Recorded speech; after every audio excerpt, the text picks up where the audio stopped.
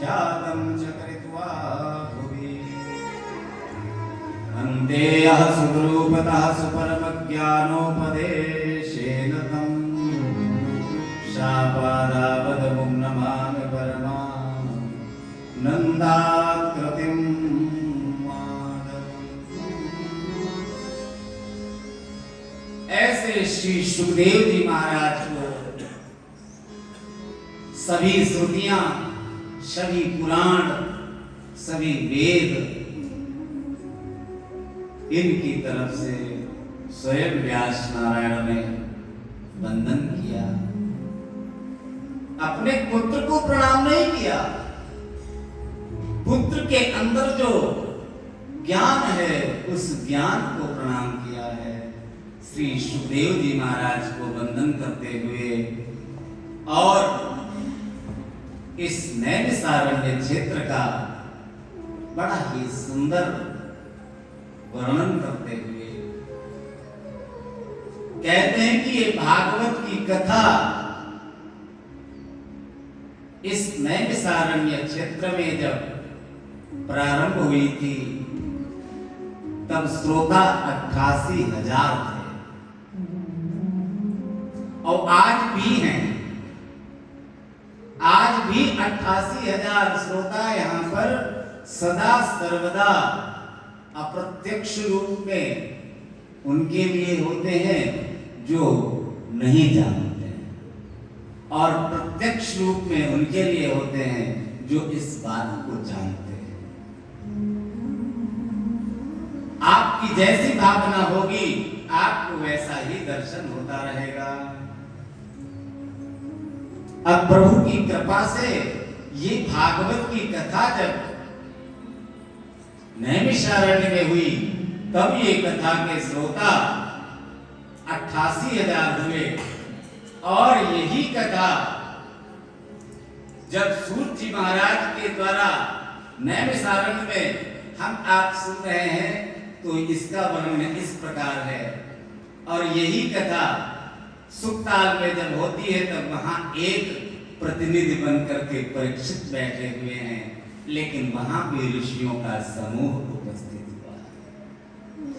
कहते हैं परीक्षित को जब 7 दिन का अवसर मिला था, तक्षक सर्प काटने का श्राप मिला।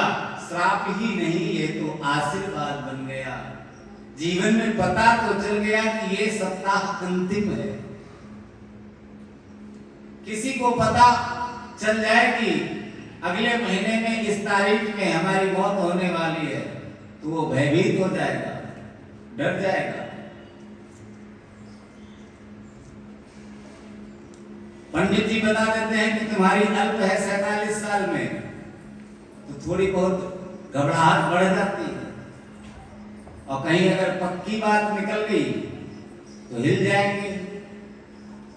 ज्योतिष के माध्यम से पता चल जाता है, हाथ की रेखाओं से, कुंडली से, ये सब बहुत गंभीर विषय है।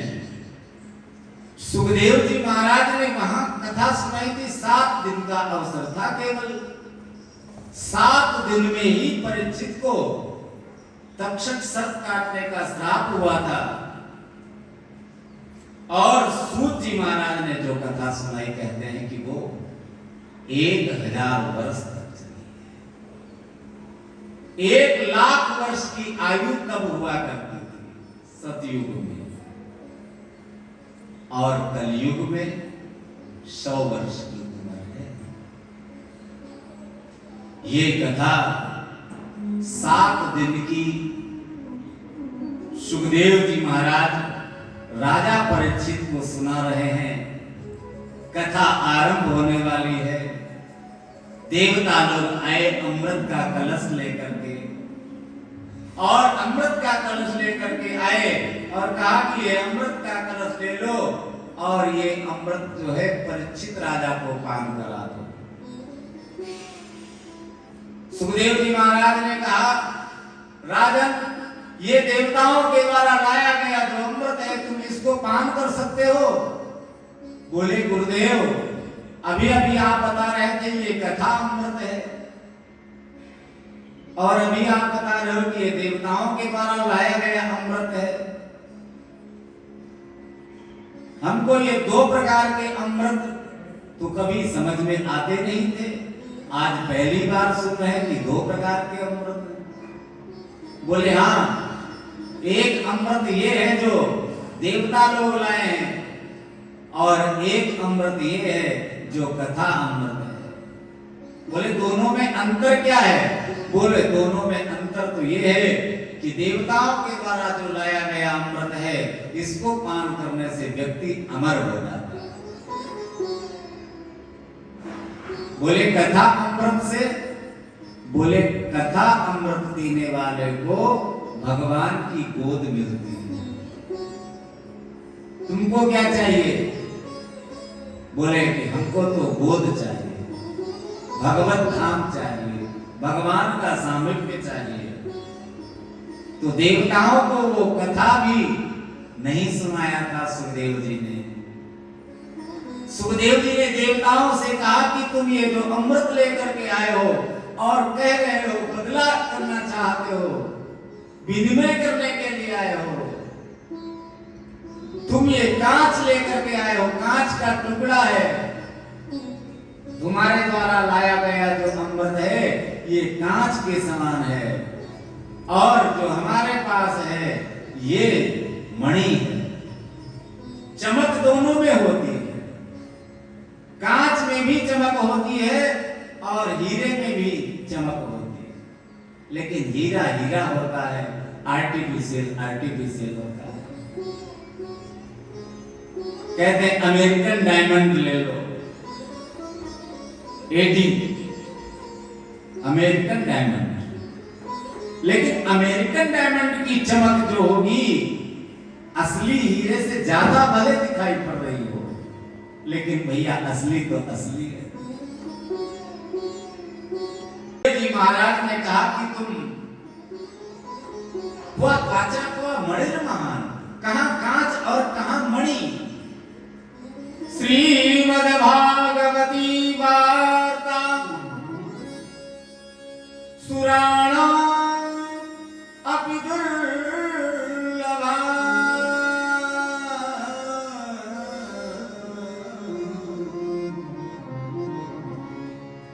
श्रीमद् भागवती वार्ता। ये श्रीमद् भागवत की कथा जो है देवताओं के लिए दुर्लभ है। अरे देवताओं, तुम लोग वापस जाओ, तुम्हारे यहां कोई काम नहीं है, तुम इसके पात्र नहीं हो। कहते हैं कि पहला स्कंद ही जो भागवत जी का है वो ऐसा स्कंद है जो अधिकार लीला है। सबको ये कथा सुनने का अधिकार ही नहीं है। ये कथा जन्म जन्मांतरे पूर्णम तदा भागवतम लभेत। अनेकों जन्मों का, जन्म जन्मांतर का जब पूर्ण उदित होता है तब कहीं जाकर के भागवत जी का सामिप्य मिलता है, और ये भागवत की कथा जब किसी को प्राप्त हो जाए तब समझ लेना चाहिए कि भगवान की पूर्ण कृपा हो गई है। राधे राधे गोविंद गोपाल राधे, राधे राधे गोपाल राधे, राधे राधे गोविंद गोपाल राधे, राधे राधे गोविंद गोपाल राधे, राधे राधे गोविंद गोपाल राधे, नंदलाल राधे, गोपाल राधे,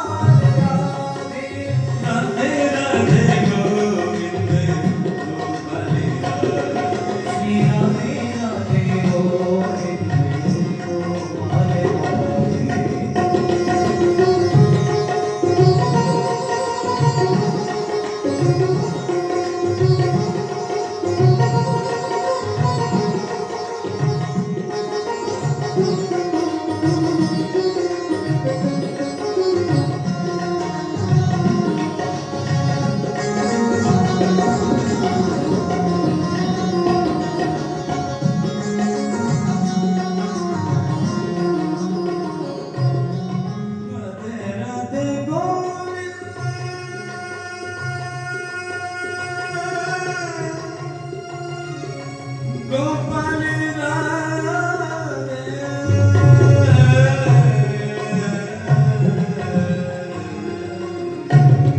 राधे राधे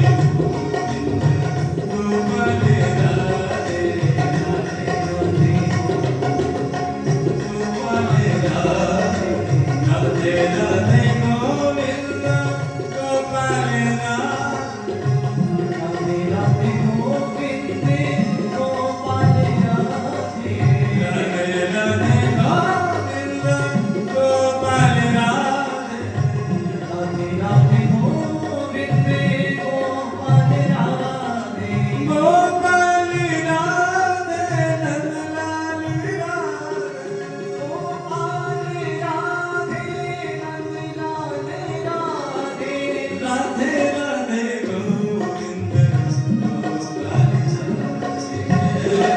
राधे गोविंद गोपाल राधे राधे राधे गोविंद गोपाल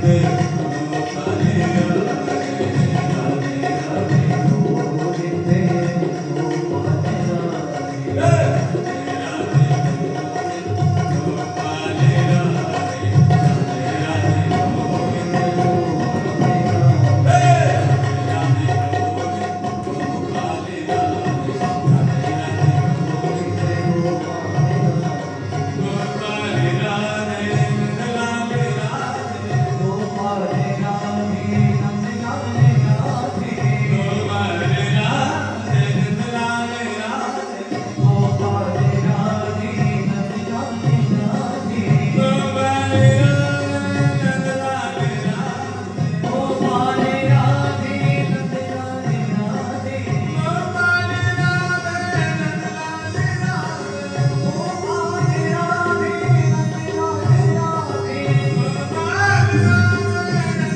राधे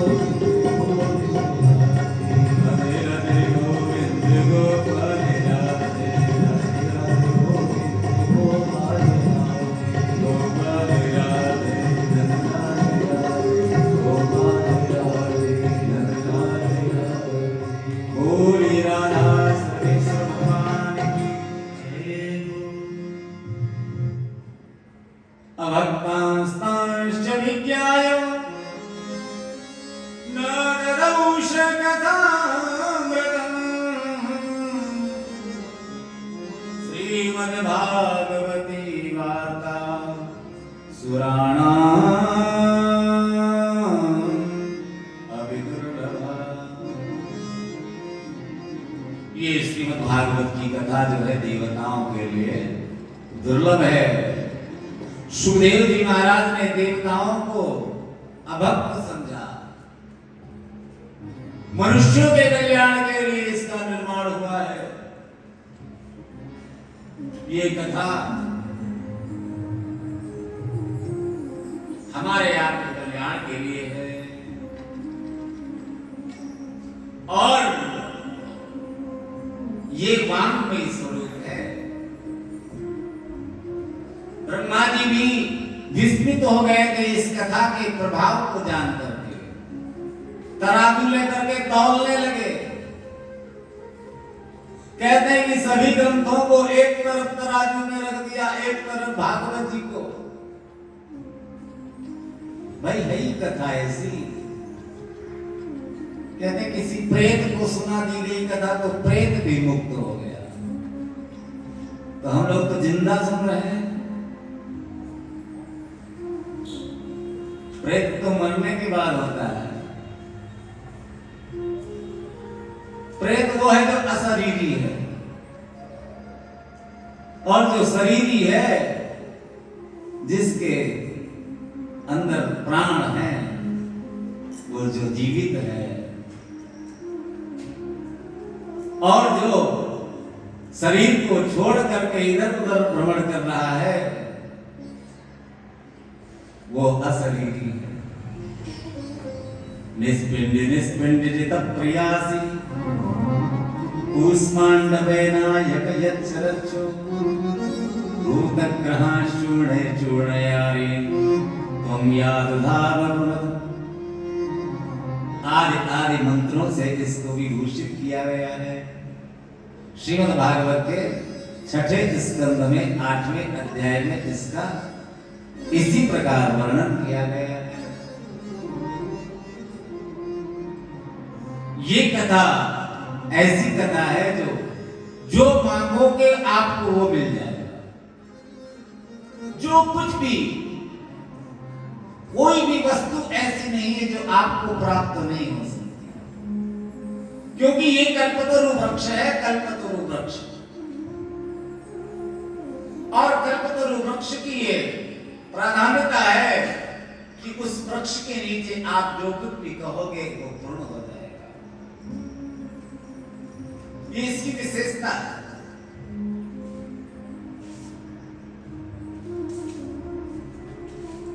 जब कभी भी आपको ऐसा प्रतीत हो कि हमको ये वस्तु चाहिए, तो भागवत जी के सामीप्य में आप उसकी याचना कर सकते हैं। ये श्रीमद् भागवत की कथा को प्रेत को सुनाया गया। प्रेत सुनकर के तर गया। ये ब्रह्मा जी जान गए। ब्रह्मा जी ने तराजू को उठाया और तौलने लगे। ओ इतना इसका प्रभाव। लघुन्यान्यानि नादानि गौरवेण इदं महत् तदा ऋषिगणाः सर्वे विस्मयं परमं ययुः। भागवत का पल्ला नीचे हो गया और सारे शास्त्र जो है जिस परड़े में रखे हुए थे वो उठ गया। कहते हैं कि ब्रह्मा जी ने देवताओं से कहा, देवताओं ये कोई कथा जो आप सुन रहे हो साधारण कथा नहीं है। तुम लोग बहुत भाग्यवान हो। श्रीमद् भागवत जो है ये कोई पोथी नहीं है, ये कोई किताब नहीं है, ये वांग्मयी स्वरूप है भगवान का। तेनेयं वांग्मयी मूर्ति प्रत्यक्ष कृष्ण एव हि। इसका श्रवण करने से जीवन जो है वो धन्य हो जाता है। देवताओं कहते हैं कि ब्रह्मा जी स्वयं नारायण से इसको सुन चुके थे, पहले से सुन रखा था। वेद मंत्रों में जैसे मंत्र की ऋचाएं होती हैं, ऋचाएं सुनने में तो बहुत अच्छी लगती हैं। वेद के मंत्र जहां कहीं सुन रहे हो आप, बड़े अच्छे लगते हैं। वाह कितना अच्छा पंडित जी ने सुनाया, वाह वाह, तारीफ करते रहेंगे आप। लेकिन भैया एक भी मंत्र का आवर्त आपके अंदर क्या जा रहा है? एक भी मंत्र का अर्थ आप समझ पा रहे हैं? वाह वाह, तारीफ तो बहुत कर रहे हैं। वाह बहुत अच्छी पूजा कराया पंडित जी ने। वाह कितने अच्छे मंत्र बोले पंडित जी ने। लेकिन हम एक भी मंत्र का अर्थ नहीं समझ पा रहे। अर्थ तो समझ नहीं आ रहा है। उनकी आवृत्तियां जो है वो हमारे कर्णों को इतना आनंदित कर रही है। जैसे ये भागवत की कथा है, हम श्लोक श्लोक में बोलते चले जाएं तो आपको समझ में पूरा नहीं आएगा। थोड़ा बहुत समझ में आएगा, हाँ सच्चिदानंद बार बार सुना है तो हाँ, कृष्णाय वासुदेवाय हरे परमात्मने प्रणत क्लेशनाशाय गोविंदाय नमो नमः। जो मंत्र आप बोल सकते हैं, गुरु ब्रह्मा गुरु विष्णु गुरुर्देवो महेश्वरः गुरु साक्षात् परब्रह्म तस्मै श्री गुरवे नमः। ये जो आप बोल रहे हैं, रोज आप पढ़ रहे हैं, पाठ कर रहे हैं, तो आपको वाह अच्छा, बहुत अच्छा। और जो नहीं पढ़ रहे हैं, इसीलिए कहते हैं कि इनके मर्म को जानना पड़ता है। भागवत को बार बार श्रवण करना होता है, राम कथा को बार बार सुनना पड़ता है। जब राम कथा सुनते रहेंगे, कृष्ण कथा सुनते रहेंगे, तब हम उनके चरित्र के द्वारा अपने चरित्र का निर्माण करेंगे। और चरित्र जिसका अच्छा है, जीवन उसका ही अच्छा है। दिन भर कथा सुनोगे, रात भर भजन करोगे, जीवन शुद्ध हो जाएगा। फिर कहोगे दिन रात भजन और कीर्तन ही करेंगे तो संसार के काम कब करेंगे? तो संसार के काम को करते रहो, लेकिन नाम जपते रहो। नाम की महिमा है। काम कोई भी कर रहे हो, ऑफिस का काम करो, खूब करो। 6 घंटे 8 घंटे ड्यूटी नहीं करोगे तो 50,000 1 लाख कमाओगे कैसे? और आजकल 1 लाख रुपए से जिसकी कमाई कम है, उसका खर्चा चलाना बड़ा मुश्किल है। पहले 1,000 में काम चलता था, फिर 10,000 में, अब 1 लाख में दाल रोटी खा सकते हो। घी अगर खाना है ऊपर से तो कमाई 1.5 लाख की करनी पड़ेगी। समय के हिसाब से खर्चे बढ़ते चले जाते हैं। अब ये भागवत की कथा जो भी पढ़ता है, जो भी सुनता है, तब उसके महात्म्य को समझ जाता है। कहते हैं कि यही कथा ब्रह्मा जी ने जब सुना तब वो चकित रह गए थे। जानते थे फिर भी चकित हो गए। इसकी सप्ताह की विधि जो है बहुत ही महत्वपूर्ण है। ये कथा जो है, इसकी सप्ताह की विधि बहुत ही महत्वपूर्ण है। कहते हैं कि नारद जी ने जन जन में इसका प्रचार प्रसार करने के लिए अपने पिताजी से इसको अध्ययन किया था। ये वो कथा है। सौनकादि ऋषियों ने कहा कि हमने तो सुना है कि ये सनत कुमार एक जगह पे टिकते नहीं है, और नारद जी बाबा का और इनका मिलन कैसे हो गया, जरा हम भी ये तो जान लें। सौनकादि ऋषियों को बताते हुए सूत जी कहते हैं कि भागवत कथा के लिए 5 बातों का पहले विशेष ध्यान रखना चाहिए। किशोर कुमार जी, आप आगामी कथा कराएंगे तो 5 बातें आपके लिए विशेष हैं।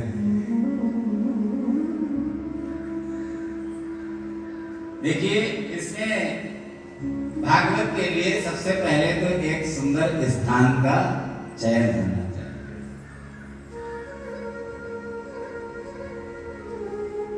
जहां भी कथा हो, एक सुंदर स्थान हो,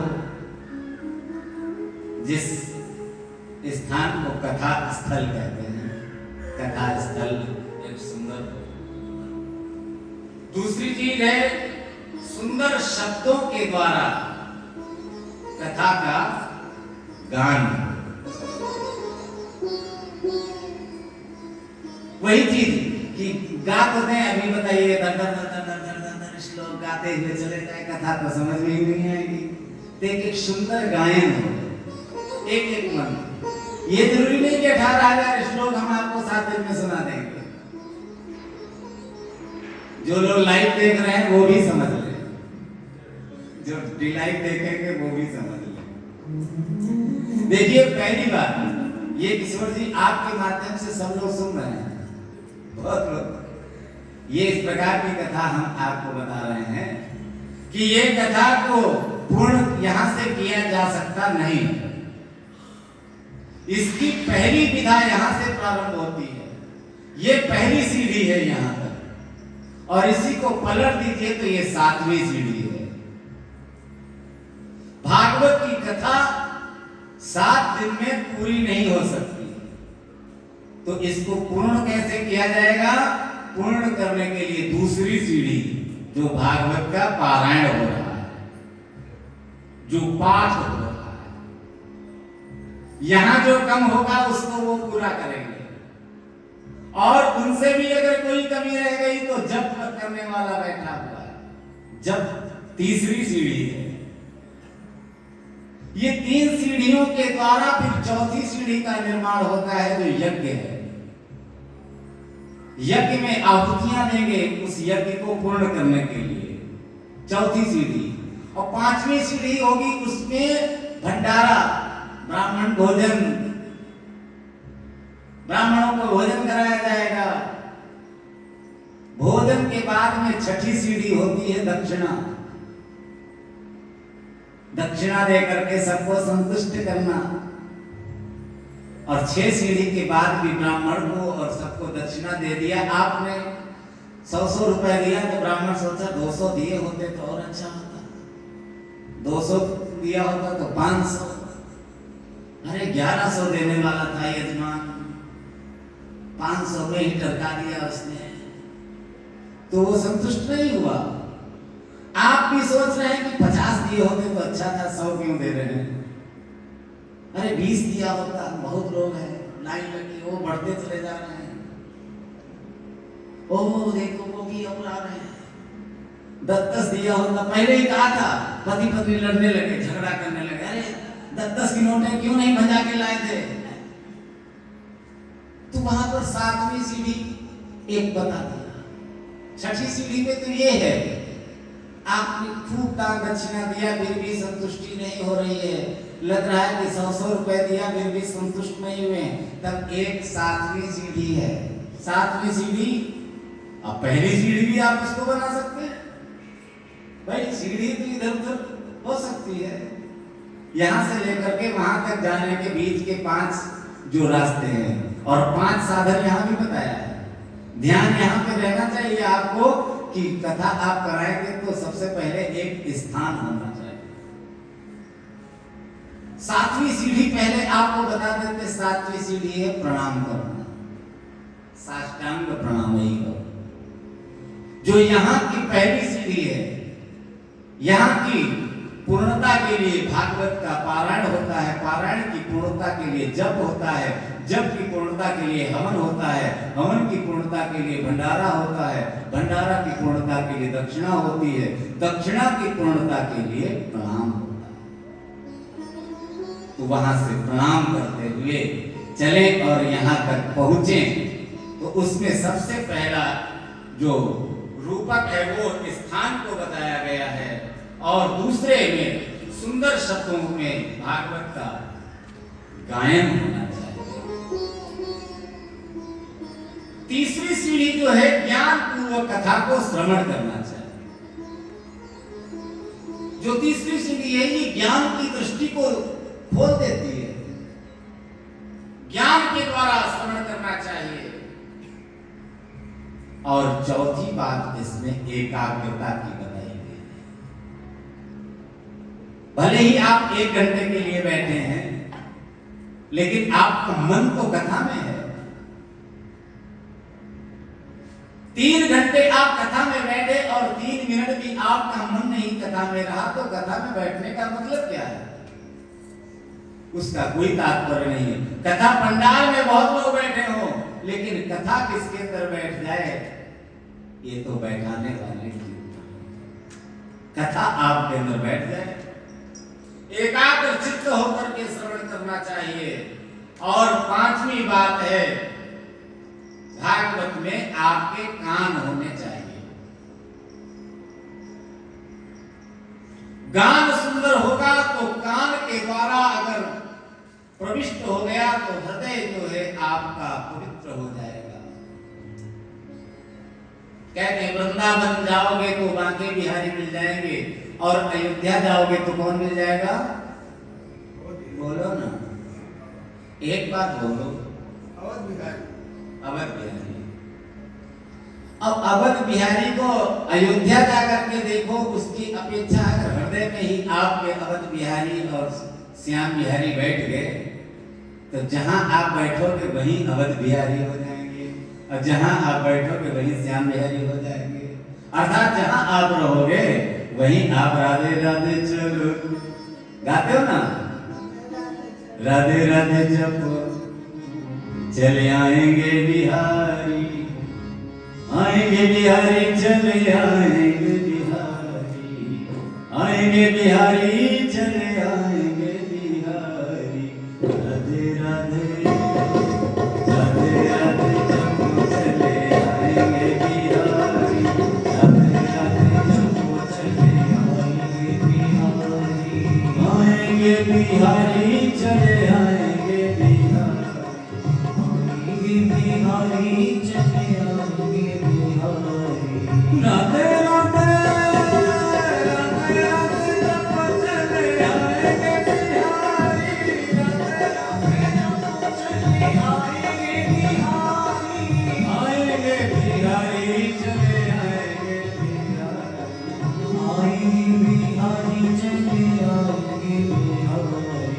राधे राधे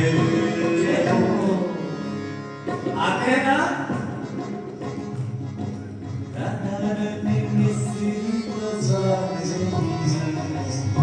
राधारनी मिश्री को स्वाद है बिहारी, स्वाद है बिहारी की स्वाद है बिहारी, स्वाद है बिहारी की स्वाद है बिहारी, स्वाद है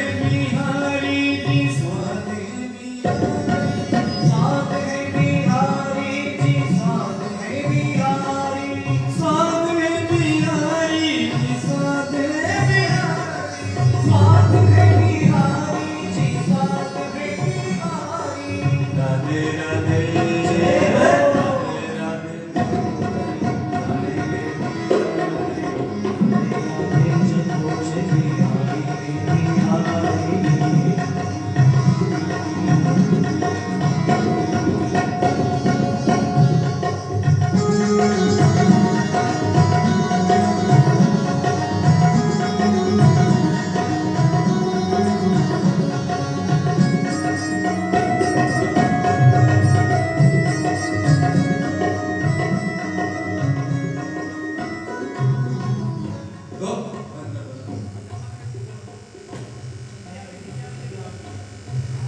अब हमने जो गाया आपने भी गाया, आपके अपने बिहारी जी और हमारे अपने बिहारी जी, और यहाँ भी बिहारी और वहां भी बिहारी जी है ना। तो मन को ही इतना सुंदर बना लेना है कि जहां भी आप रहें वहीं पर आपको आपके बिहारी जी मिल जाएंगे। तो सुंदर कानों के द्वारा इस कथा को पवित्र हृदय में विराजमान श्री ठाकुर जी जो मन को साफ कर लेता है, मन को जो एकाग्र कर लेता है, वहां पर हमारे बिहारी जी स्वयं नाचने लगते हैं और कहते हैं कि जिस इष्ट को आपने पुकारा है हृदय से, वो इष्ट आपके हृदय में ही है। कभी कभी ऐसा होता है भक्त लोग पुकार करते हैं भगवान की, लेकिन कहते हैं हे वैकुंठाधिपति, हे द्वारिकाधीश, जैसे द्रौपदी ने पुकारा था हे द्वारिकाधीश आओ मेरी लाज बचाओ, तब भगवान लाज बचाने के लिए तो गए, लेकिन कुछ देर हो गई। तो पूछा भी, द्रौपदी ने कहा कि इतनी देर क्यों लगा दी? बोले तुमने पुकारा ही है इस नाम से था, तुमने कहा हे द्वारिकाधीश आओ और हमारी लाज बचाओ। अरे तुमको ये कहना चाहिए था कि हे हृदय नारायण प्रकट हो जाओ, तो मैं हृदय से निकलता और तुरंत दुशासन की ऐसी की तैसी कर देता। तुमने ही तो कहा द्वारिकाधीश, तो मैं तुम्हारे हृदय से निकला और हृदय से निकलकर द्वारिका गया, द्वारिका से साड़ियों का प्रबंध किया और तब वापस आया। तो बहन जी कुछ टाइम तो लग ही जाएगा ना। इसीलिए कहते हैं मन मंदिर में हमारे बिहारी जी बसे हो, जहां भी हो, हम चाहे हवाई जहाज में हो, चाहे हम ट्रेन में हो, चाहे बस में हो, चाहे कार में हो, चाहे मोटरसाइकिल पे हो, चाहे पैदल हो, जहां भी हो वहां हमारे साथ रहना, हमारे ठाकुर जी हमारे साथ रहें, इसका हमें अभ्यास करना चाहिए। श्री सूत जी महाराज सौनकादि ऋषियों को कहते हैं कि ये चारों कुमार एक बार दौड़ते हुए जा रहे थे और चारों कुमार दौड़ते दौड़ते एक दृश्य को देख रहे हैं कि उधर से कोई आ रहा है और वो भी बीड़ा बजाते हुए टिन टिन टिन टिन करते हुए आ रहा है। और जो बीड़ा बजाते हुए आ रहा है वो भी कुछ गुनगुनाते हुए आ रहा है, कुछ गाते हुए आ रहा है। और वो भी इतनी तेज चाल में आ रहा है कि संत लोग थोड़ा तेज चलते भी हैं। संत महात्मा लोग थोड़ा तेज चलते भी हैं। उनकी चाल ही ऐसी है कि हमको आपको लगता है ये दौड़ रहे हैं। ऐसी तीव्र गति में देवर्षि नारद जी बीड़ा बजाते हुए आ रहे हैं। श्रीमन्नारायण नारायण नारायण श्रीमन्नारायण नारायण नारायण श्रीमन्नारायण नारायण नारायण श्रीमन्नारायण नारायण नारायण श्रीमन्नारायण नारायण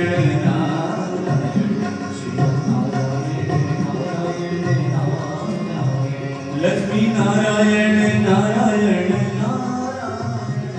नारायण नारायण लक्ष्मी नारायण नारायण लक्ष्मी नारायण नारायण नारायण श्रीमन्नारायण नारायण श्रीमन्नारायण नारायण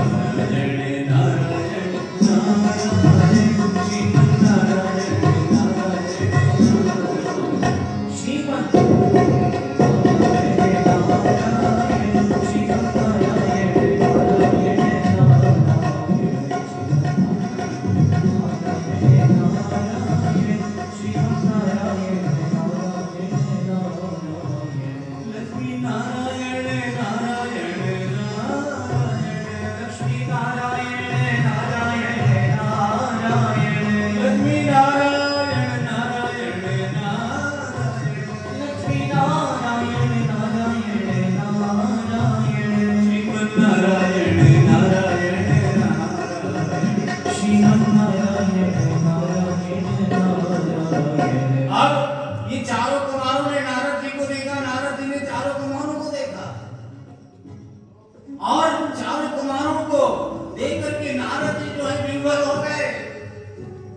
नारद जी को देख करके चारों कुमार टकटकी लगा करके देख रहे हैं। अरे क्या हो गया? कथम ब्रह्मंदीर कुतश्चिंता त्वरितं गम्यते पुत्र कुतश्चागमनम् तव। अरे क्या हो गया देवर्षि? तुम्हारे मुखमंडल का जो प्रकाश था वो क्षीण कैसे हो गया? सदृश रूप में सदा प्रसन्न रहने वाले, दुखों का हरण करने वाले, दूसरों के दुख पर द्रवित होने वाले आज स्वयं चिंतित है। क्या कारण है? आपका जो चेहरा है जिसके ऊपर प्रकाश फैला रहता था आज धूमिल हो गया है। क्या कारण है? देवर्षि नारद जी कहते हैं क्या बात बताऊं आपको। मैं तो इस बात से दुखी हूं कि मैं पृथ्वी लोक पर गया था और पृथ्वी लोक पर मैंने जाकर के देखा तो बहुत ही दयनीय स्थिति देखी। मैं तो भ्रमण करने के लिए गया था, पृथ्वी का परिक्रमा लगा रहा था और पृथ्वी पर जब परिक्रमा लगाते हुए मैंने देखा, कहते हैं कि देवर्षि नारद जी जो है चारों कुमारों में इतना खो गए। कहते हैं जब कोई अपना मिल जाता है तो दुख और ज्यादा हो जाता है। दुखी व्यक्ति कोई हो और उसके पास आप अपने पहुंच जाए कोई, तब उसके आंसू और छलक जाते हैं, दर्द और उभर जाता है। तब तक शांत रहेंगे, हॉस्पिटल में भर्ती होंगे, 4 इंजेक्शन लगे हुए होंगे और बोतल चल रही होंगी और कोई अपना खासम खास आ जाए तो फपक फपक कर रोने लगेंगे। हाय भैया अब तो मर जाएंगे, बचा लो। बहुत रोएंगे, तब तक दर्द कम होगा। 4 इंजेक्शन का, 4 बोतल का उनको दर्द नहीं होगा, लेकिन कहीं अपना आ गया, व्यथित है, पहले से दुखी है, तड़पन है, लेकिन वो तड़पन तब बढ़ जाएगी जब कोई अपना। चारों कुमार इनके ही भाई हैं, नारद बाबा के। और नारद बाबा से जैसे ही पूछा चारों कुमारों ने कि तुम कहां से आ रहे हो और कहां जा रहे हो, और चिंता के जो बादल तुम्हारे ऊपर छाए हुए हैं, ये कारण क्या है? कारण तो बताओ। कुतः चिंता तुरोगमा, आ कहां से रहे हो और जा कहां रहे हो? चारों कुमारों को बताते हुए देवर्षि नारद जी इतना रोए कि चरणों में गिर पड़े। चारों कुमारों को बताया कि मैं तो पृथ्वी पर गया था, पृथ्वी पर मैं भ्रमण कर रहा था, भ्रमण करते करते मैं जब वृंदावन में पहुंचा, तब वहां मैंने एक ऐसा रूपक देखा, एक ऐसी लीला देखी कि मैं देख करके द्रवित हो गया। ऐसा क्या देखा तुमने? देवर्षि नारद जी कहते हैं कि मैंने वहां पर एक युवती को देखा जिसके पास 2 वृद्धजन सोए हुए थे। मैं उधर से जा रहा था, मैं तो कीर्तन करते हुए जा रहा था, श्रीमन नारायण नारायण गाते हुए जा रहा था। मैंने उस स्त्री को देखा तक नहीं, उसने मुझे देखा और मुझे देख करके मुझे आवाज देने लगी, भो भो साधो क्षणं तिष्ठ मच्चिंताम अपिनाशयो। आओ आओ साधु, मेरे पास एक क्षण के लिए आ जाओ, आपका एक क्षण ही हमारे जीवन को बदल सकता है। कहते हैं कि संत का क्षण जो है बहुत ही महत्वपूर्ण है, एक क्षण में ही कल्याण कर देगा। ये कोई जरूरी नहीं कि 7 दिन आपके पास बैठे पंडित जी तभी आपका कल्याण हो। मन से अगर 1 मिनट में आशीर्वाद दे दिया तो आपका काम हो गया। यही तो मन की विशेषता है, और मन ही केवल आपके बस में नहीं है। पंडित जी ने कहा आपने रुपया चढ़ा दिया, पंडित जी ने कहा कपड़ा चढ़ाओ, कपड़ा चढ़ा दिया, फूल चढ़ाओ, फूल चढ़ा दिया, फल चढ़ाओ, फल चढ़ा दिया, लेकिन पंडित जी कहें मन चढ़ाओ, तो मन कहां से लाओगे? अगर मन को पकड़ना है तो 4 चीजें सीखनी पड़ेंगी।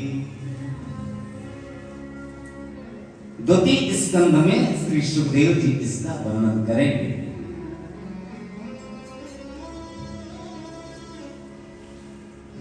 वस्तुतः मन ही एक ऐसा यंत्र है शरीर के अंदर जो चलायमान है। यहां से तुरंत बस्ती और यहां से तुरंत कानपुर जा सकता है। मन ही एक ऐसा है, उस मन को लगाना है। चित्त वृत्तियां जो हैं वो गोविंद में लग जाएं, इसके लिए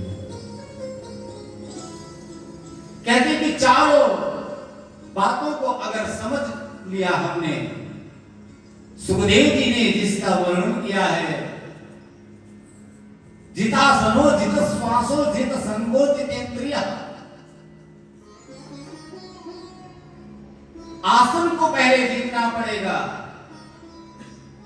आसन, उसके बाद श्वास को जीतना, फिर संग को जीतना पड़ेगा, फिर इंद्रियों को जीतना पड़ेगा, तब ये मन हमारे काबू में हो सकता है। देवर्षि नारद जी कहते हैं कि मैं एक युवती के पुकारने पर उसके पास गया। वो युवती कह रही थी कि एक क्षण के लिए हमारे पास आ जाओ। एक क्षण के लिए उसने हमको अपने पास बुलाया। मैं गया, मैंने उससे पूछा, देवी आप कौन हैं?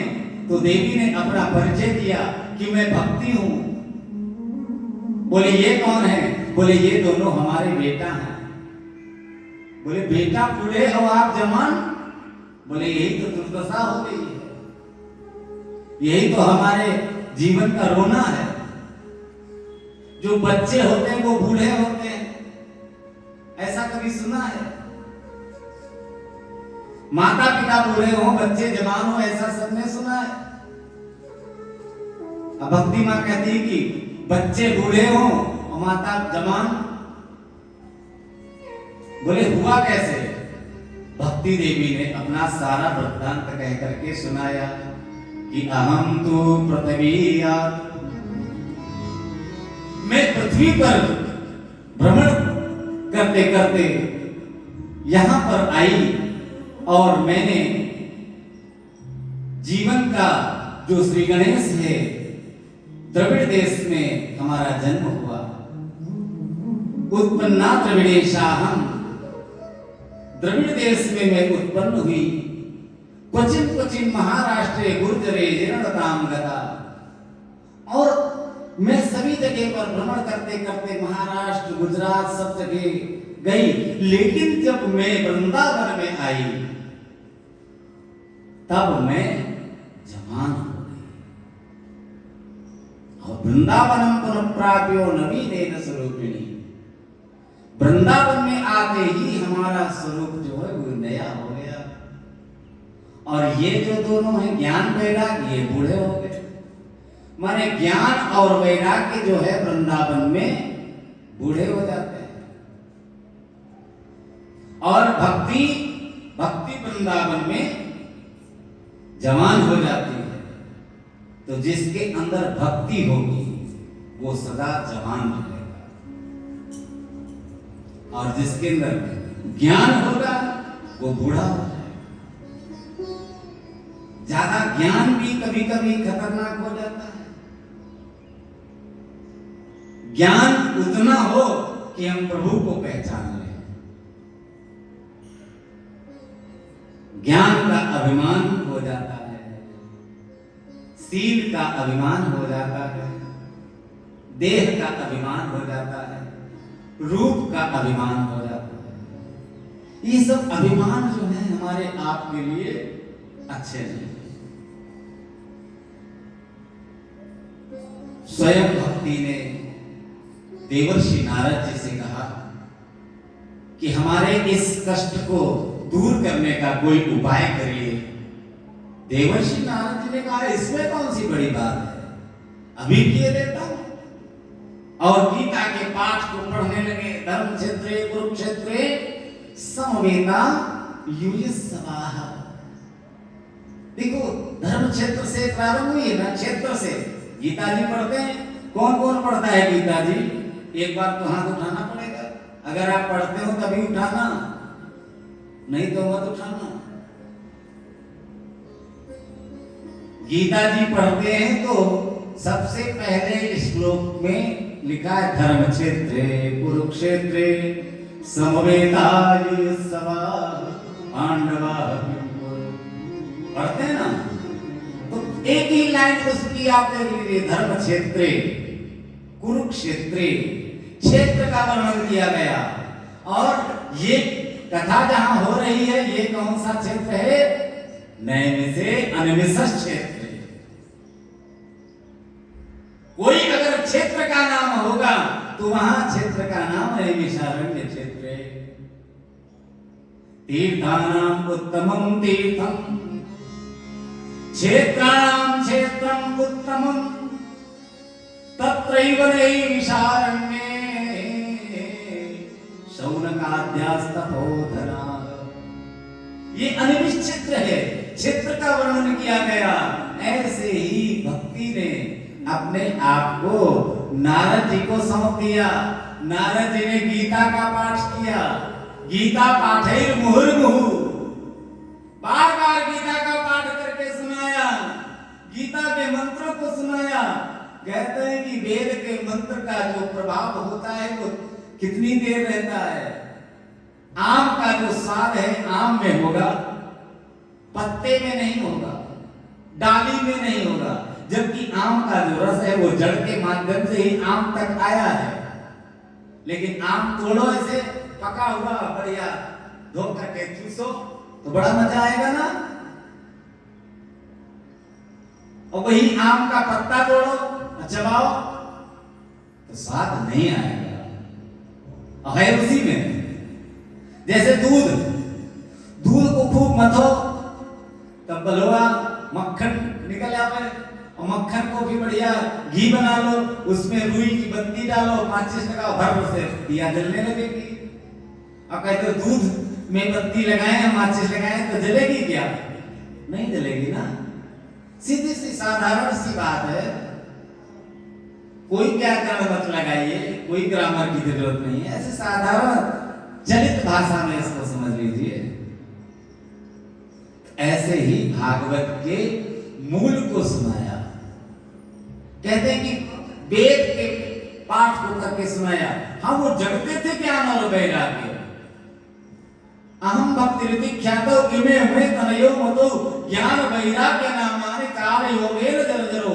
जो काल योग के कारण जर्जर हो गए थे, जो बूढ़े हो गए थे, उनके अंदर थोड़ी देर के लिए प्राण आते थे, वो संजीवित होकर बैठते थे, फिर से गिर जाते थे। बार बार कई बार ऐसा हुआ। बार बार ऐसा करने पर देवर्षि नारद जी ने भी सोचा कि अब क्या करना चाहिए। देवर्षि नारद जी को समझ में नहीं आ रहा था, और जब समझ में नहीं आ रहा था, देवर्षि नारद जी ने कहा कि देवी तुम चिंता मत करो, हमने गीता का पाठ सुनाया, ये जगे लेकिन फिर सो गए, मैंने फिर सुनाया फिर जगे फिर सो गए।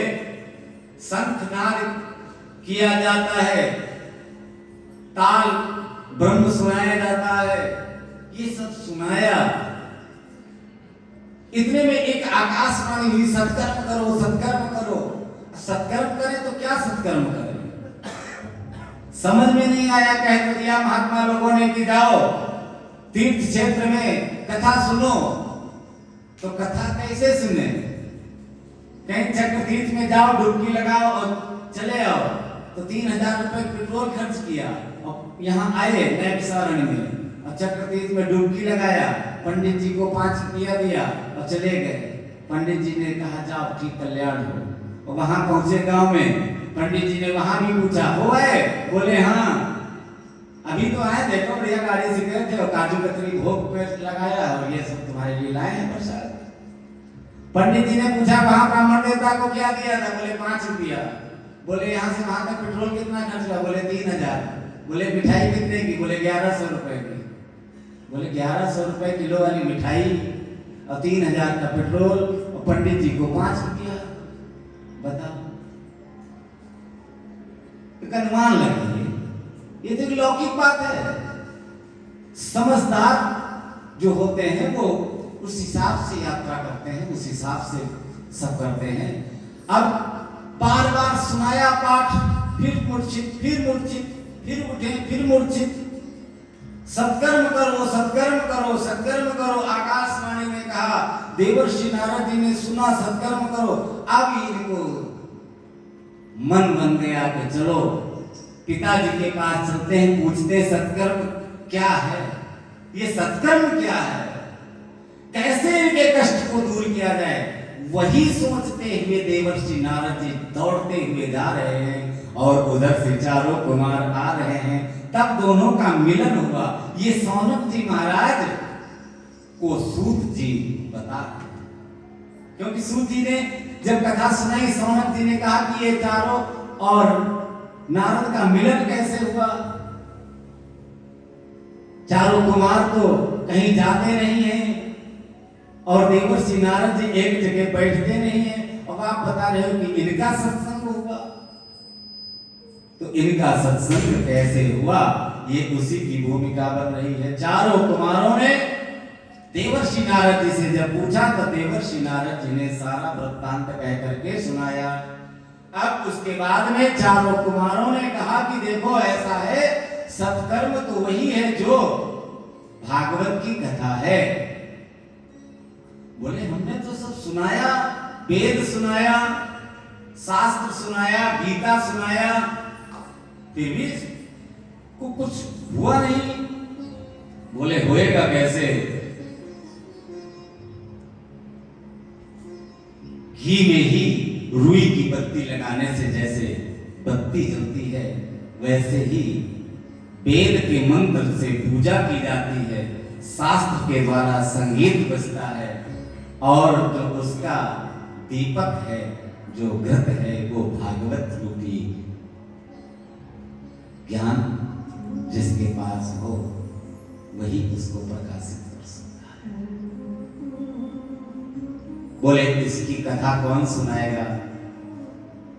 बोले ये कथा तो पितामह ब्रह्मा जी को नारायण ने दिया था और वही 4 श्लोक तो आपके पास है जो आपने व्यास जी को दिए हैं। बोले उसी को भागवत कहते हैं। बोले हाँ उसी को भागवत कहते हैं। बोले ये भैया हमको आप सुना दो। चारों कुमारों के सामने ही नतमस्तक होकर के प्रणाम करके कहते हैं कि देवर्षि नारद जी ने उनको मना लिया और ये चारों कुमार जो हैं सनत सनंदन सनातन सनत कुमार चारों भैया हरिद्वार में आनंद घाट है, आनंद वन में पहुंच गए और हरिद्वार में ये भागवत की कथा चारों भैया लोगों ने प्रारंभ की है। श्रीमन नारायण नारायण नारायण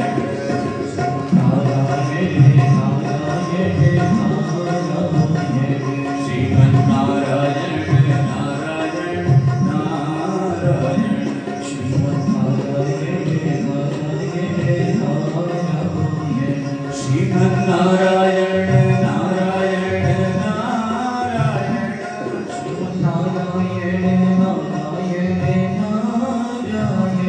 श्रीमन नारायण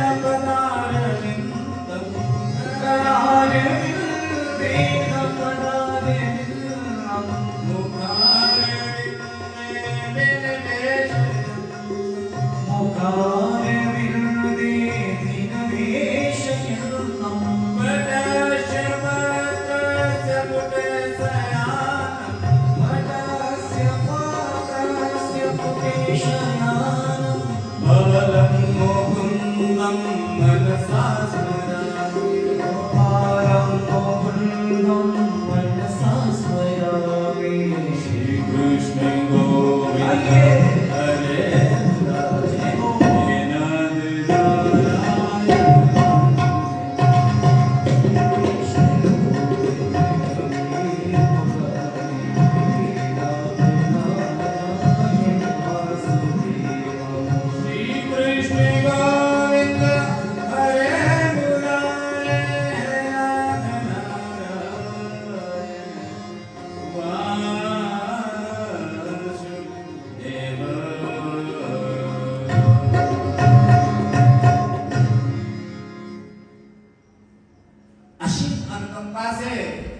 श्री ठाकुर जी की ये मंगलमयी कथा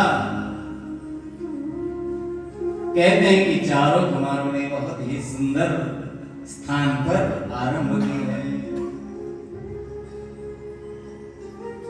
जिस मनुष्य ने कभी कोई सत्कर्म नहीं किया हो वो भी यदि भागवत की कथा को श्रवण कर लेता है तो कहते हैं कि उसके जीवन में बड़ा ही परिवर्तन हो जाता है।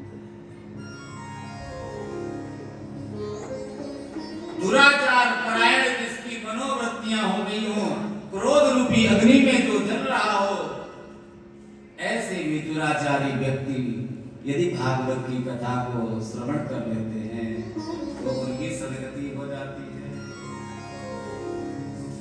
7 दिन तक यदि भागवत कथा सुन ले तो निश्चित ही रूप में उसके जीवन में परिवर्तन हो जाएगा।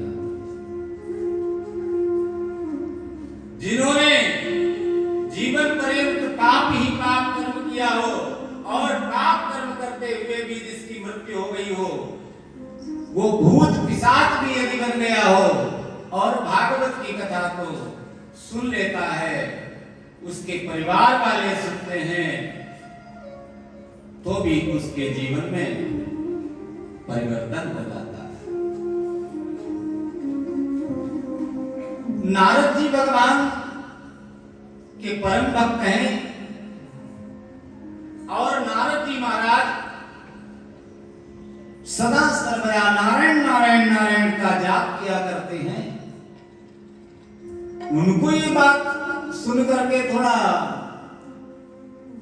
विचार आया कि प्रभु, जो व्यक्ति कभी भी पुण्य नहीं किया हो, जिसने कभी सत्कर्म नहीं किया हो, सदा दुराचार के मार्ग पर चला हो और उसने अगर भागवत की कथा सुन ली तो उसको मोक्ष मिल जाएगा। बोले हाँ। बोले आपने कहा भूत पिशाच भी अगर सुन ले तो? बोले उनको भी। बोले ऐसी कभी कोई कथा हमने नहीं सुनी। चारों कुमारों ने बहुत ही सुंदर व्याख्यान दिया कि तुंगभद्रा तटे पूर्वम अभूतम उत्तम उत्तमम यत्र वर्णासर्वेणो सत्य शेखर्म तत्परा। तुंगभद्रा नदी के तट पर एक सुंदर उत्तम नगर था। उस उत्तम नगर में एक वर्णाश्रम में धर्म के साथ में पालन करने वाला, अपने परिवार का संचालन करने वाला संभ्रांत एक आत्मदेव नाम का ब्राह्मण रहता था। आत्मदेव ब्राह्मण की जो पत्नी है उसका नाम धुंधली था। उसका मन अपवित्र था। धुंधली का मन जो है वो पवित्र नहीं था। तन में आपके सुगंध आ रही हो और मन आपका मैला हो, ये संसार वासियों को तो रिझा सकता है। बढ़िया परफ्यूम लगा लीजिए, बढ़िया सेंट लगा लीजिए, बढ़िया खुशबूदार साबुन लगा लीजिए, तो ये संसार वाले तो क्रीम पाउडर को देख करके मोहित हो जाएंगे। लेकिन भैया मन में कौन सा क्रीम पाउडर लगाओगे तो मन साफ हो जाए। मन तो तभी साफ होगा जब गुरु के चरण रज का आप स्पर्श करेंगे। गुरु की चरण रज अगर आपने मन में धारण की हुई है तो निश्चित तौर पे आपका मन पवित्र हो जाएगा। और निर्मल मन जन सो मोहि पावा, मोहि कपट छल छिद्र न। निर्मल मन जन सो मोहि पावा, निर्मल मन जन सो मोहि पावा, मोहि कपट छल छिद्र न। मोहि कपट छल छिद्र न। मोहि कपट छल छिद्र न। मोहि कपट छल छिद्र न। निर्मल मन सो मोहि पावा,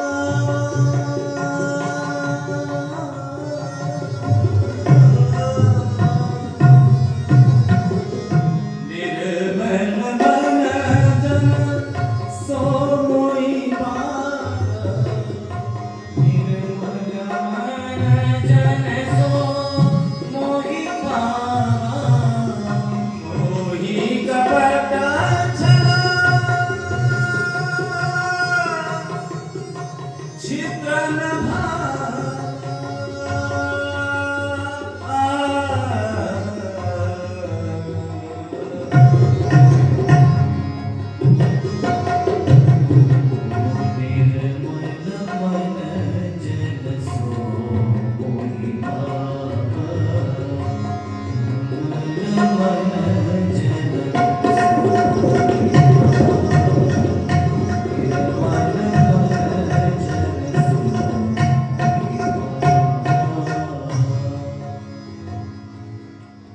निर्मल मन जन सो मोहि पावा, मोहि कपट छल छिद्र न।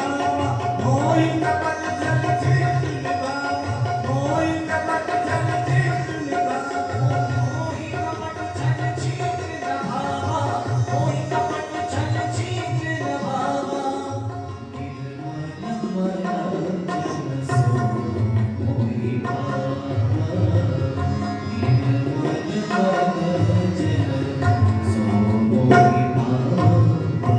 धुंधली देवी का जो मन है वो अच्छा नहीं है।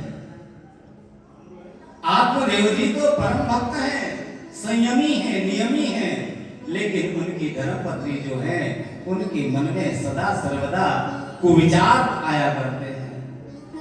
ऊपर से सुंदर हैं लेकिन सुशीलता उनके अंदर नहीं है, शीलता नहीं है, प्रसन्नता नहीं है, उनके अंदर दिखावा है। पति की सेवा करते हैं उसमें भी दिखावा है, स्वामी की सेवा में दिखावा नहीं होता है। पति की सेवा हो तो दृढ़ता से होनी चाहिए। ये नहीं जब आ गए तब थोड़ी बहुत आरती पूजा कर दिया, ओम जय जगदीश हरे, ओम जय पति देवा, ना भैया। स्वामी माने स्वामी होता है और सेवा सेवक भाव में की जाती है। मन के द्वारा किया गया पुरुषार्थ शाब्दिक रूपक नहीं होता है। केवल प्रेम कह देना ही नहीं होता है, प्रेम करना होता है। और यहाँ पर धुंधली जो है उसका मन ही ऐसा कुंठित रहता है। आत्मदेव जी परम ज्ञानी हैं। आत्मदेव जी मन ही मन विचार करते हैं कि हमारे जीवन की बगिया में एक भी पुष्प नहीं खिला, हमारा जीवन ऐसे ही निकलता जा रहा है। आत्मदेव जी महाराज प्रतिदिन संयम के साथ सूर्य नारायण को जल देते थे, तुलसी मैया को जल चढ़ाते थे, प्रतिदिन सेवा शुश्रूषा किया करते थे। लेकिन जो तुलसी के वृक्ष हैं वो भी सूख गए हैं, घर में जो गाय है वो भी बांझ है और पंडित जी को भी कोई बच्चा नहीं है। संतान न होने के कारण मन भी बड़ा दुखी रहता है और दुखी मन से एक दिन तो इतना दुखी हो गए बेचारे पंडित जी कि घर से बाहर निकल लिए जंगल में जाने के लिए कि अब जाएंगे अब तो लौट कर ही नहीं आएंगे। पहले भी जाते थे घर से बाहर, लेकिन तब कथा सुनाने के लिए जाते थे, कथा कहने के लिए जाते थे। लेकिन अब आज जब मन में विचार ऐसे भर गए कि अब हम क्या करें, अब हम जीवित ही नहीं रहना चाहते हैं, मन के विचार ही व्यक्ति को मार देते हैं। जब हर्ष समाप्त हो जाए, विषाद ही विषाद जीवन में हो, तब श्री राधे श्री वल्लभाधीश की केम छो?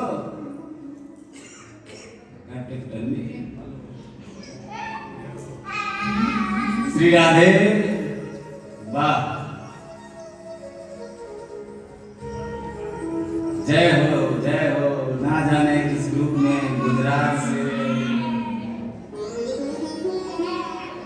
अब ये पंडित जी बेचारे मन में सोचते जा रहे हैं कि अब हम वापस नहीं आएंगे।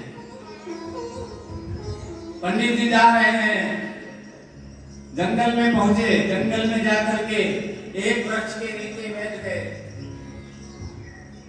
वहां पर थोड़ी देर तक बैठे रहे, बाद में उनको नींद आने लगी, सोने लगे। फिर जगे तब देखा एक संत महाराज वहीं पर आ गए। संत महाराज ने पूछा कि आप कौन हैं?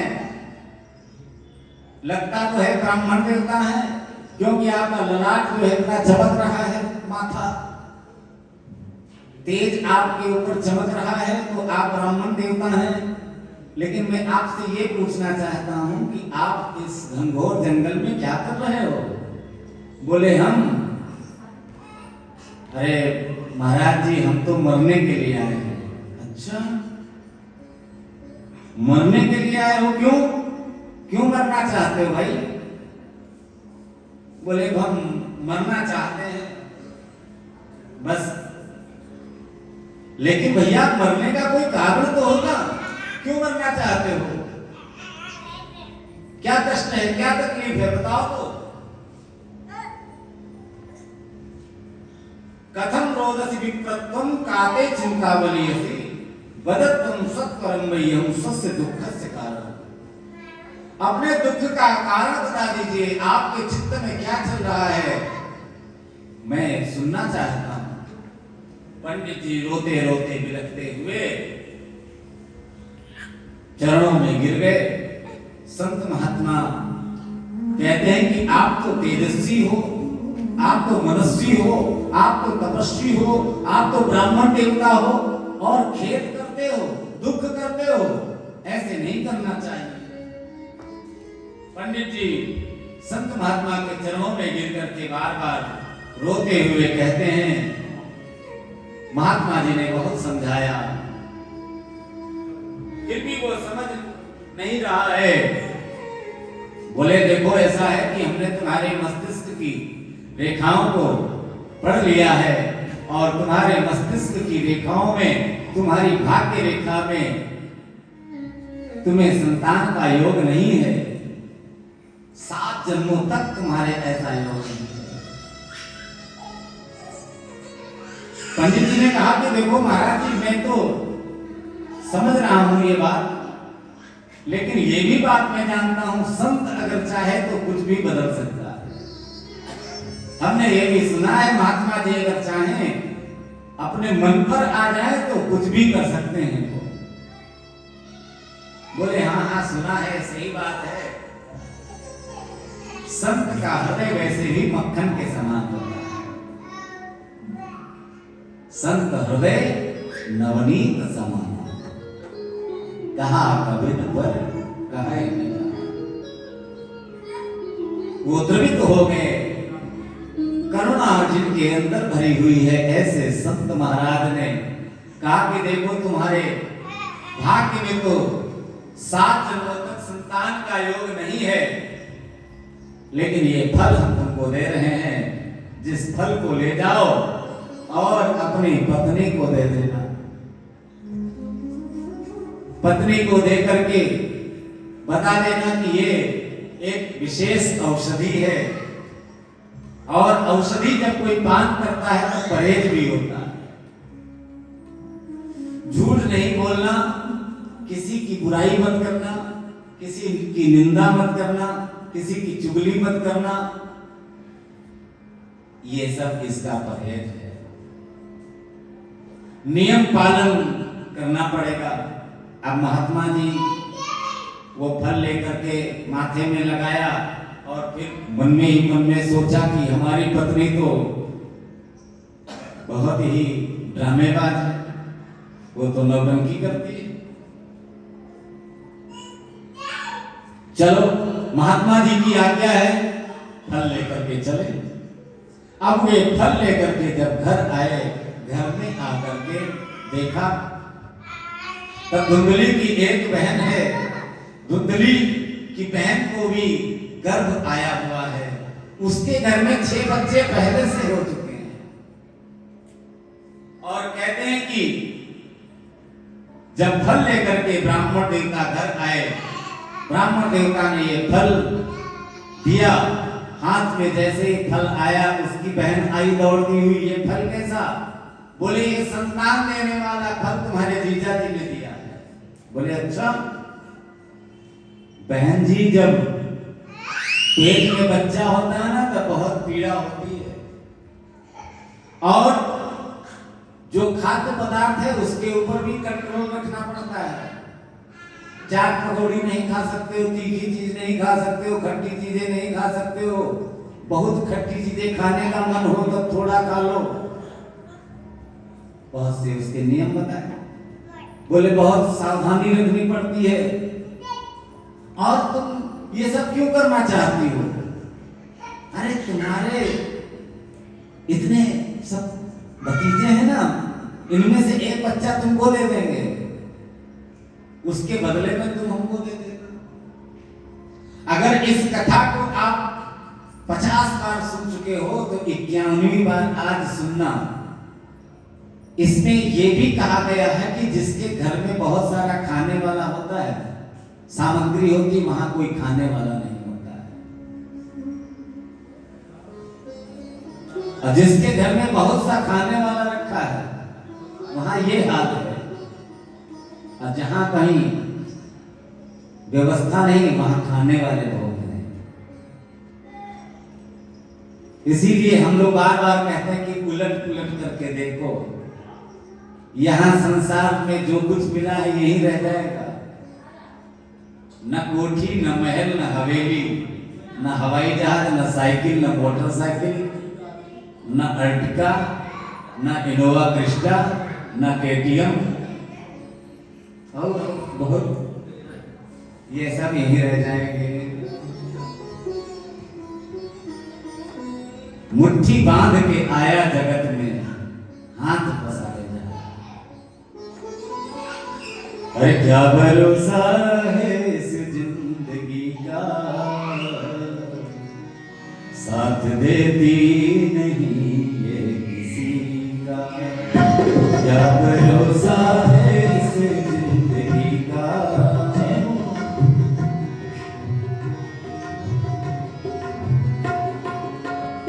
साथ देती नहीं ये किसी का, साथ देती नहीं ये किसी का। क्या भरोसा है इस जिंदगी का, क्या भरोसा है इस जिंदगी का। दम निकल जाएगा, दम निकल जाएगा, दम निकल जाएगा, दम निकल जाएगा, दम निकल जाएगा, दम निकल जाएगा। रोशनी का क्या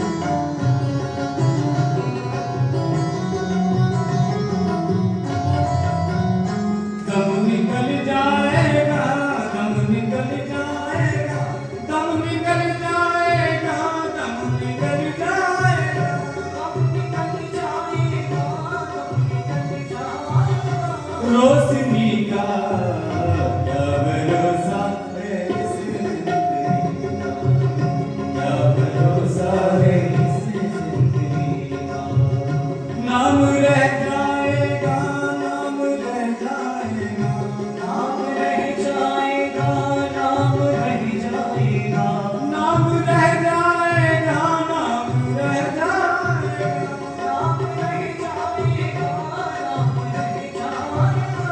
किसका नाम रह जाएगा? आदमी का क्या भरोसा है जय हो, क्या भरोसा है इसमें जिंदगी का।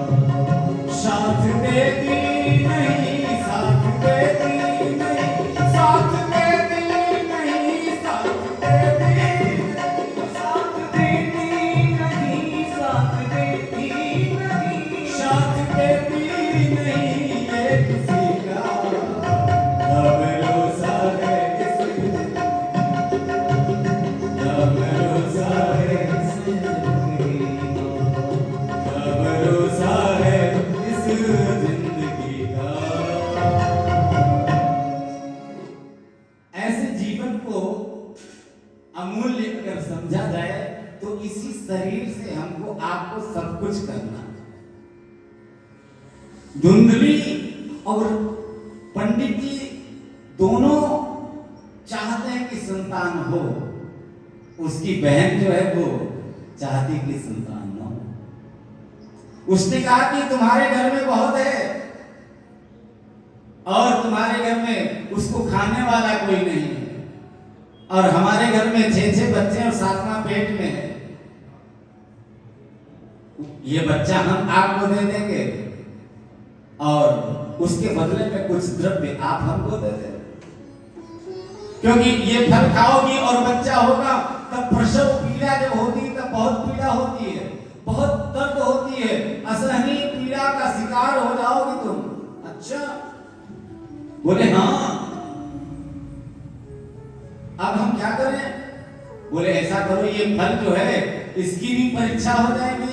सामने गैया बंधी है, जो गाय है, इस गाय को ये फल खिला दो। और जीजा जी तो कथा करने बाहर जाते ही हैं, और थोड़े दिन के लिए पेट के ऊपर तकिया वगैरह बांध लेना तो गड़बड़ी लगोगी। बोले अच्छा ठीक है, प्रयत्न बता दिया। चोर के साथी भी चोर हो जाते हैं। अंदाज लेते हैं कहां रखा है द्रव्य, योजना बना लेते हैं उस वैसी। अब देखो यहां योजना बन गई, यहां ऐसी योजना बनाया कि वो पंडित जी फल दे करके चले गए। कुछ समय के बाद आए तब देखा कि पेट जो है ऊपर बंधा हुआ था। देखा वो बच्चा आ गया है, भगवान की बड़ी कृपा, जय हो जय हो। बड़ी संध्योपासना में और बल बढ़ा लिया और तपस्या करने लगे। वाह! अब फिर अचानक कथा लग गई, फिर बाहर चले गए। अब पंडित जी की कथा तो अचानक लगती है, कोई पक्की थोड़ा है, साल भर कहाँ में फिक्स है, पता है कितनी कैंसिल भी हो जाती है। आयोजक मंडल के यहाँ पता चले कोई देव हो गया तो इनको भी बयाना और इनको भी बयाना। जजमान ने क्या कहा? जजमान ने कह दिया पंडित जी वो तो चाचा जी चले गए, अब बेचारे इनकी सबकी डेटें लिखी हुई हैं, ये भी कहीं ले नहीं सकते हैं, ये भी फंस गए। हम भी क्या करें, हम भी फंस गए, हमारे साथ में पंडित जी भी फंस गए।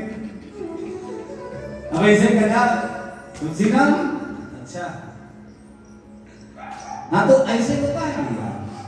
पंडित जी कथा करने चले गए, लौट के आए, पता चले कि देखा कि बहुत अब कृपा हो गई, अब तो कुछ ही समय रह गया। फिर पंडित जी गए कथा करने, अब लौट के आए तब तकिया किया तो हटा दिया, बच्चा गोद में ले लिया। अब बच्चा कर रहा, रो रहा, बहुत अच्छा बच्चा है, वाह, लाओ इधर नामकरण इसका करें। कामदेव जी से धुंधली ने कहा, ओ पैदा किया हमने, नामकरण करोगे तुम, चलो पूजा कर जाके बैठ, ये नामकरण भी हम ही करेंगे। ज्यादातर भैया यही होता है, घर में पंडित जी की कम, पंडिताइनी की ज्यादा चलती है,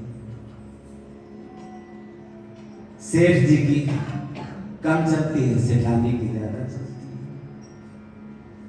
अब वहां भी ऐसे हो गया, बोले दूर बैठो, इतने दिन के बाद बच्चा हमको हुआ है और नामकरण करोगे तुम? कतई नहीं, नामकरण करेंगे हम। धुंधली ने अपने बच्चे का नामकरण कर दिया अपने जैसे। क्या नाम रखा होगा?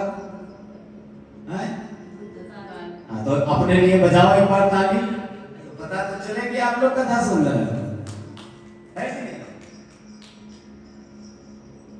अच्छा, एक बात और है, जब कथा ऐसे सुनी जाती है तब पता चलता है कि आप सो रहे हैं, ताली बज रही, जय जय श्री राम, जग गए। इसीलिए बीच बीच में जय जयकार की जाती है, बोलिए राधा रमण बिहारी लाल की, ताकि जगते रहें, पता चले सो जाए। पंडित जी 3 घंटा कथा सुना मैं, सुनने वाले सोई गए, तो सोई गयो तो सोई गयो, गयो सो गयो। अब क्या हुआ, धुंधली ने उसका नामकरण धुंधकारी रख दिया। लेकिन भैया एक बात और सुनो, जो वो फल खिलाया गया था गैया को, गैया ने भी एक बच्चा जना। अब वो 3 महीने बाद जो बच्चा हुआ, कहते हैं कि शरीर अलग है और कान उसके अलग है, कान ही उसके केवल बड़े बड़े हैं, बाकी मनुष्य के शरीर। ऐसा बालक अद्भुत जब हुआ, अब पंडित जी बड़े खुश, पंडित जी तो सुबह वाली वो पूजा कर रहे थे, संध्योपासन 3 प्रकार की होती है, 3 काल की संध्या, त्रिकाल संध्या। तो पहले काल की संध्या प्रारंभ होती है 4:05 से 6:05 तक, तो वही समय में पहले काल की संध्या हो रही थी। इतनी देर में देखा बच्चा होता है, घट से गए, उसको दाल वाल पिलाई जाती है, गर्म पानी वगैरह कुछ, गाय को जब बच्चे होते हैं ना। लेकिन जब स्वरूप को देखा, अद्भुत बालक, गाय नहीं जना है, गाय का बच्चा, कान उसकी गाय की तरह।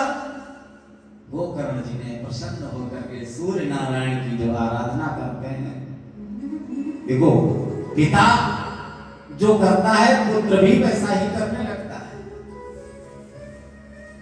पिता अगर पूजा पाठ करता है, धर्म के रास्ते पर चलता है, तो पुत्र को भी कभी न कभी उस मार्ग पर चलने का अभ्यास हो जाता है। पिता अगर व्यापारी है तो पुत्र भी व्यापारी बन जाएगा। पिता यदि मदिरा का पान कर रहा है तो कभी न कभी एक पैक वो भी लगाएगा। पिता ने अपने बच्चे से कहा बीड़ी जलाओ, तो बीड़ी जलाएगा और पक से एक फूंक लगा लेगा, पहले बाद में पिता को देगा।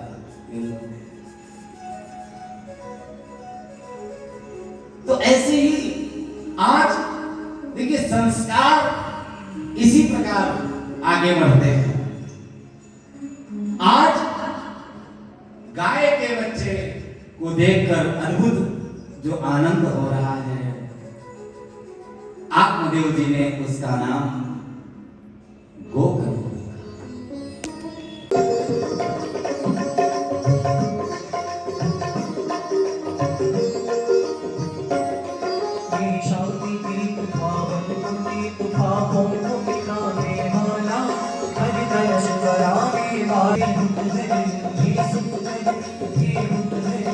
श्रीमद